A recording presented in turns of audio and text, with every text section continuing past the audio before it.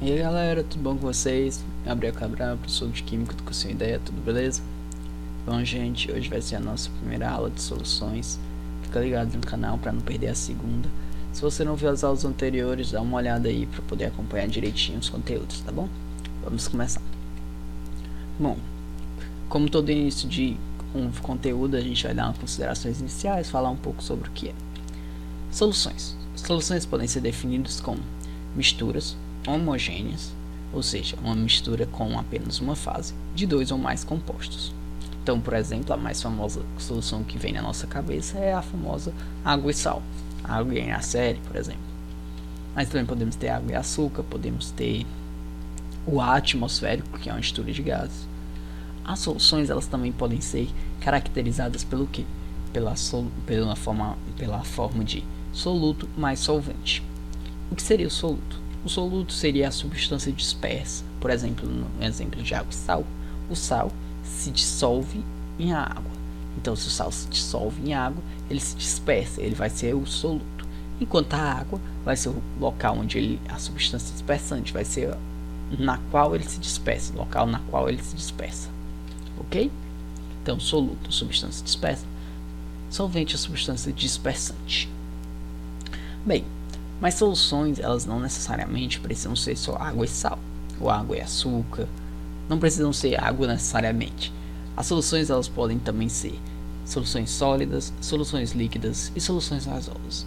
Um exemplo, a liga metálica. A liga metálica é uma solução sólida.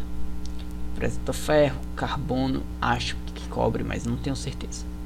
Podemos ter uma solução gasosa, como o atmosférico, que tem CO2, tem nitrogênio, tem oxigênio, tem hélio, tem hidrogênio. E podemos ter o nosso famoso sal e água. Ou então açúcar e água, também é uma solução. Ok? Então vamos lá. Classificação das soluções. Soluções podem ser classificadas quanto ao estado físico, como a gente acabou de ver. Elas podem ser classificadas como soluções sólidas, como soluções líquidas ou como soluções gasosas, dependendo do estado físico do solvente, do dispersante do solvente. Elas também podem ser classificadas quanto à natureza do soluto. Como assim? Quando a gente analisa água e sal, a gente sabe que o sal vai se ionizar na água. Se ele se ioniza, a natureza do meu soluto é iônica. Já se eu misturo água e açúcar, o açúcar vai apenas se dissolver, mas ele não se dissocia. Se ele não se dissocia, a natureza do meu soluto é molecular. Essa parte aqui não é muito utilizada, essa nomenclatura, essa classificação, para soluções em si. Em questões de soluções mais diretas, não é muito utilizada.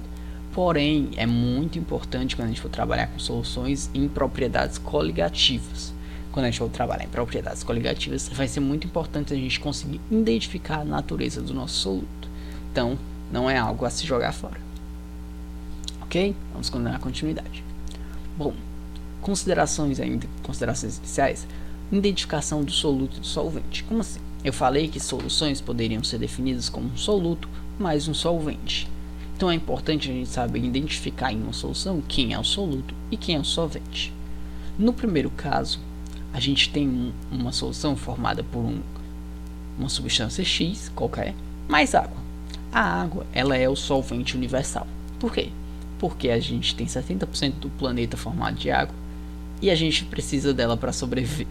Então a água é basicamente o primeiro solvente que a maioria dos cientistas, não vou dizer todos, testaram quando foram fazer uma solubilidade. Então, descobrimos essa substância, queremos saber se ela é solúvel, elas testam primeiro em água, depois vão aumentando, diminuindo a polaridade.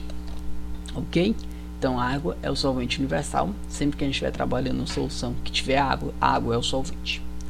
Quando a gente estiver trabalhando, por exemplo, com uma solução de liga metálica, a gente está trabalhando com uma ligação com um sólido, ou então com um ar, que é o que? É nitrogênio, oxigênio, argônio, hélio, CO2, mistura de gases. O solvente vai ser aquele que está em majoritária porção. Então, por exemplo, o ar, a gente sabe que o nitrogênio está em maior quantidade, próximo de 75%. Se ele está próximo de 75%, 78%, a gente sabe que ele vai ser o solvente. O oxigênio está ali nas suas médias de 28%, então ele é um dos solutos. O argônio 1%, ele é um soluto. Então, quando for um mesmo estado físico, aquele que tiver em maior quantidade vai ser o solvente, tudo bem? O terceiro caso vai ser em diferentes estados, quando a gente misturar um sólido e um líquido ou um gás e um líquido. Sempre que a gente fizer isso, o líquido vai ser o solvente. Se você tiver com dificuldade de pensar quem é o solvente, você pode aplicar diretamente com a água. Já que você sabe que a água é o solvente universal, você pensa, a água é um líquido, é um sólido, é um gás. É um líquido, beleza, ela está aqui. O sal é um sólido. O CO2 é um gás. Quando eu dissolvo sal em água, o que é que acontece? A água é o solvente e o sal é o líquido. Ou sal é o soluto. Eu dissolvo CO2 em água. A água é o solvente e o CO2 é o soluto. Então, se você também tiver em dúvida, você pode trocar líquido por água. E aí os outros líquidos, nesse caso aqui, vão ter a mesma função. Tudo bem? Bom, já que a gente falou de solubilidade, existe um termo chamado coeficiente de solubilidade que diz o seguinte: ele indica a quantidade máxima de uma substância em determinadas condições de temperatura e pressão que podem se dissolver em uma quantidade fixa de solvente. Como assim? Significa que se eu pegar 5.000 kg de sal e colocar em 200 ml de água, vai dissolver todo o meu sal? Não, vai dissolver uma pequena quantidade de sal e o resto vai ficar precipitado, porque foi um exemplo muito exagerado. Mas, por exemplo, se eu botasse essa quantidade no mar, vai dissolver. Tem uma grande quantidade de sal dissolvido no mar, que é uma grande quantidade de água. Mas não significa que toda a água consegue dissolver o sal. Mas se eu for botando de pouquinho em pouquinho, será que dissolve? Não. Tem que chegar uma hora onde ele vai começar a precipitar, não importa qual seja a velocidade, o tempo que você coloque. Então, como assim? Vamos pegar aqui um becker normal. Vamos colocar o nosso salzinho. O nosso salzinho está com uma corzinha diferente, mas é uma NaCl. Quando eu coloco, vai formar uma solução. Vamos lá, a solução é uma mistura homogênea. Então, vocês estão vendo uma única fase. Porém, quando a gente analisa de dentro, a gente sabe que aqui está dissolvido o NaCl e as moléculas de água aqui. Então, temos duas substâncias em uma única fase. Se eu continuar adicionando sal, uma hora vai acontecer o seguinte: vai formar um precipitado, um corpo de fundo desse meu sal, porque a minha água ela não é mais capaz de aguentar tanto sal que eu estou colocando nela, ok? Mas aí, o que é que acontece? Eu disse que isso aqui ele indica a quantidade máxima em determinadas condições de temperatura e pressão. Se eu alterar a temperatura e a pressão, o meu coeficiente de solubilidade muda. Então, no caso do NaCl, se eu aumento a temperatura, o meu coeficiente de solubilidade aumenta e aí esse meu sal consegue dissolver essa pequena quantidade que precipitou, ok? Mas aí você pergunta, professor, então sempre eu vou aumentar a temperatura para poder aumentar o coeficiente de solubilidade? Eu sei quanto de temperatura eu vou ter que aumentar, como é que é? Bom, para isso foi criada a curva de solubilidade, que é um gráfico de solubilidade mostrando a variação do coeficiente de solubilidade de uma ou mais substâncias em função da temperatura. Então, por exemplo, aqui a gente tem a temperatura de 0 a 100 e gramas de sal para 100 gramas de água de 0 a 100. O NaCl, vocês podem observar aqui, a linha amarela, ele é abaixo de 40 a 0 graus, ele vai a 40 gramas em 100 graus. O NaNO3, o KNO3, o NH4Cl, eles também aumentam a sua solubilidade com o aumento da temperatura. Como são diferentes sais, eles apresentam diferentes características, o coeficiente angular vai ser diferente. Então, a variação não é sempre linear, não é sempre a mesma. Se aumentou 20 graus, significa que vou aumentar 20 gramas para todos os sais. Não, cada um vai ter o seu. Mas também vão ter sais que com o aumento da temperatura eu vou diminuir a minha solubilidade. Então também é importante isso, ok? Mas e como é que eu vou saber quando eu aumento a temperatura vai aumentar a solubilidade ou quando é que vai diminuir? Bom, para isso a gente vai precisar lembrar de termoquímica, que já tem uma aula aí no canal em Química 1. Dá uma conferida se você não viu. Dá uma pausa nesse vídeo, vai lá, assiste rapidinho e volta aqui. Bom, a gente vai precisar saber se a dissolução que está ocorrendo ela é exotérmica ou endotérmica. Se ela for endotérmica, significa que ela está absorvendo o calor do solvente, ok? Quando isso acontecer, a nossa curva de solubilidade ela vai ser escrita da seguinte forma, não com essa inclinação necessariamente, mas sempre aumentando a temperatura vai aumentar o coeficiente de solubilidade, ok? Mas por que, professor? Bem, eu trouxe o exemplo do KNO3. KNO3 em água vai se dissociar, vai se ionizar em K+, mais NO3-. E o ΔH dele é positivo, porque ele é uma dissolução endotérmica. Para maneiras didáticas, eu vou passar esse meu ΔH que está aqui para dentro da minha reação. Quando eu coloco ele para cá, para os produtos, ele é negativo. Por quê? Porque eu não estou liberando calor, eu estou retirando calor. Então, quando eu faço a minha solução, eu retiro o calor. Para eu tornar ele positivo, eu tenho que passar para o outro lado. Ou seja, como se ele fosse um reagente da solução. Como se o calor participasse da minha reação para poder formar, para poder se dissolver. Isso não é de forma correta escrita quimicamente, mas é uma forma didática para vocês conseguirem entender o porquê que essa curva ganha essa crescente quando aumenta a temperatura. Agora, se a gente lembrar de equilíbrio químico, se eu aumentar um dos meus reagentes, no caso o calor, o que é que vai acontecer? Imaginemos que fosse uma gangorra. Se eu subo isso aqui e eu tenho uma bolinha aqui, a bolinha pega e escorrega para cá, ou seja, favorece a formação de produtos, que no caso é a dissociação iônica. Então aumenta o coeficiente de solubilidade com o aumento da nossa temperatura, ok? Já se eu tenho uma dissolução exotérmica, o soluto ele vai liberar calor para o solvente. Se ele está liberando calor, o coeficiente de solubilidade vai diminuir com a temperatura. Por quê? Vamos lá, do mesmo jeito. O Ce2 SO4 forma Ce3+, mais SO4 Ele tem um ΔH negativo, que significa que ele está liberando calor. Se eu fizer a mesma coisa que eu fiz lá de forma didática, passar ele para a reação, quando eu passo ele para o produto, ele passa somando. Ou seja, significa que ele está produzindo o calor, liberando calor, produzindo calor. Se eu pego e aumento um dos meus produtos em equilíbrio, agora a gangorra está assim. Se eu colocar uma bolinha branca aqui, uma bolinha aqui, ela vai e desce. Uma bolinha de papel, ela pega e desce. Certo? Então, o que acontece?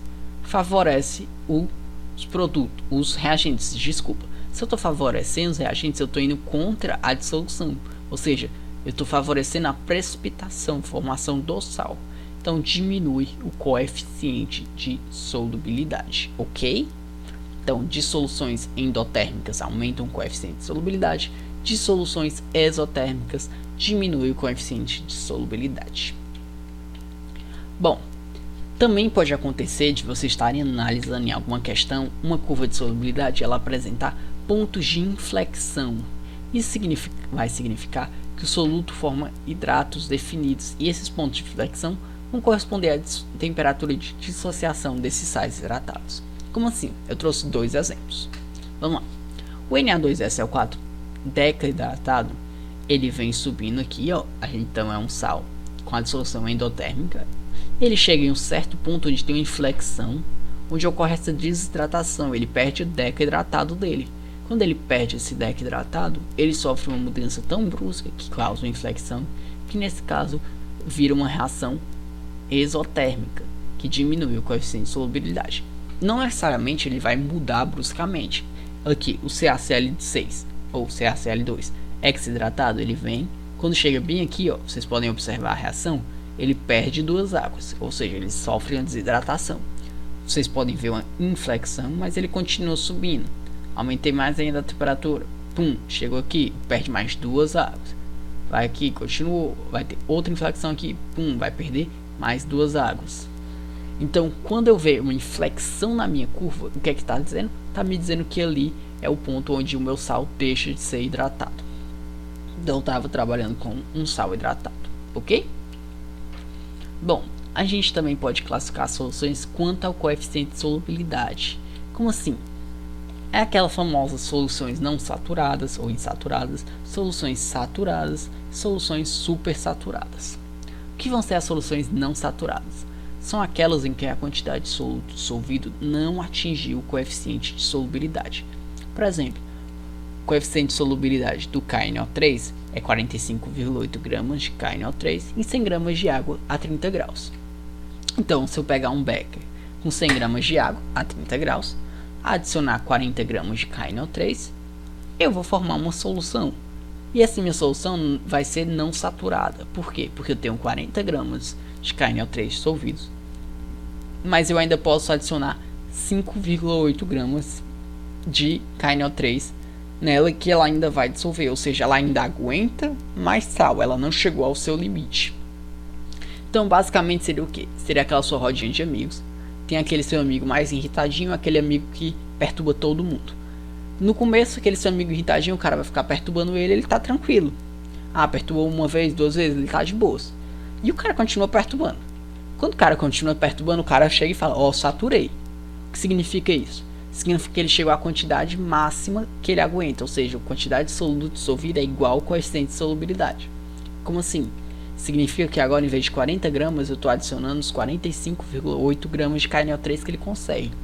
Então, vai formar uma solução, vai estar tudo dissolvido, só que se eu adicionar 1 grama a mais, 0,1 grama a mais, ele não vai dissolver esse 0,1 grama a mais. Então, tem os 45,8 kg que KNO3 dissolvidos, vai ser uma solução saturada. Então, é aquela hora que seu amigo disse assim, ó, tô saturado disso. Significa que eu cheguei ao meu limite. Se continuar adicionando, ou então se continuar perturbando no caso, vai estourar. Às vezes, tô saturado dessa série. Ou seja, cheguei ao limite, não aguento mais ver essa série. Então, quando a solução diz assim, eu tô saturado desse sal, significa que ela não aguenta mais dissolver esse sal. Ok? Já se a gente adicionar uma maior quantidade, se eu adicionar 50 gramas de KNO3, o que é que vai acontecer? A minha solução vai formar um precipitado. Então vai ser uma solução que saturada, porque a solução é o que? É só o líquido.